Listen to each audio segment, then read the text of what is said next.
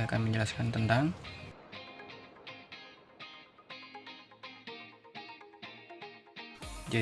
perusahaan perseroan atau yang selanjutnya disebut dengan persero adalah badan usaha milik negara yang bentuknya perseroan terbatas yang modelnya terbagi dalam saham yang seluruh atau paling sedikitnya 51% sahamnya dimiliki oleh negara Republik Indonesia dengan tujuan utamanya mengejar keuntungan menurut pasal 1 Undang-Undang Nomor 19 Tahun 2003.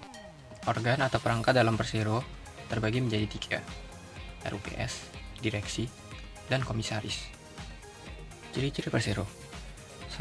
Dipimpin oleh seorang direksi. 2. Tujuan utamanya mencari keuntungan.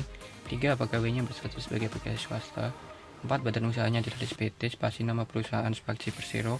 5. Pendirian persero diusulkan oleh menteri kepada presiden. 6. Modal sebagian atau seluruhnya berasal dari kekayaan negara yang dipisahkan yang berupa saham-saham. 7. Statusnya yang berupa perseroan terbatas yang diatur berdasarkan undang-undang. 8. Organ persero adalah RUPS, direksi, dan komisaris. 9. Menteri yang ditunjuk memiliki kuasa sebagai pemegang saham milik pemerintah. 10.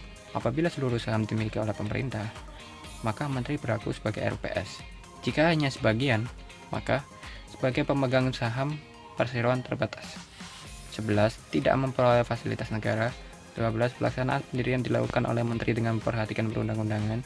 13. Tujuan utama memperoleh keuntungan. 14. Hubungan-hubungan usaha diatur dalam hukum perdata. 15. RUPS bertindak sebagai kekuasaan tertinggi perusahaan. Dan 16. Laporan tahunan diserahkan ke RUPS untuk disahkan. Untuk pengajuan mendapatkan persetujuan dan pengesahan sebagai badan usaha PT, ada beberapa dokumen yang perlu disiapkan, yaitu akta pendirian PT dari notaris, fotokopi KTP para pendiri minimal 2 orang, fotokopi KK dan NPWP pribadi sebagai penanggung jawab atau direktur, fotokopi kitir pajak bumi dan bangunan, terakhir tempat usaha atau kantor.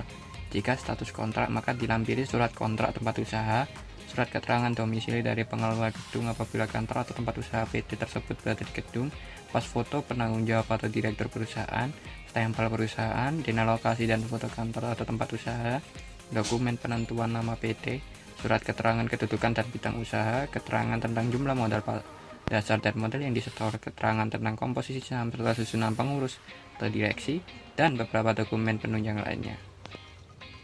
Menurut pasal 142 ayat 1 UU Nomor 40 Tahun 2007 tentang perseroan terbatas, berakhirnya perseroan karena 1. Berdasarkan keputusan RUPS. 2. Karena jangka waktu berdirinya yang ditetapkan dalam anggaran dasar telah berakhir. 3. Berdasarkan penetapan pengadilan. 4. Dengan dicabutnya kepailitan berdasarkan putusan pengadilan niaga yang telah mempunyai kekuatan hukum tetap. Harta pailit perseroan tidak cukup untuk membayar biaya kepailitan. 5. Karena harta pailit perseroan yang dinyatakan pailit berada dalam keadaan insolvensi sebagaimana diatur dalam Undang-Undang tentang Kepailitan dan Penundaan Kewajiban Pembayaran Utang. Atau 6.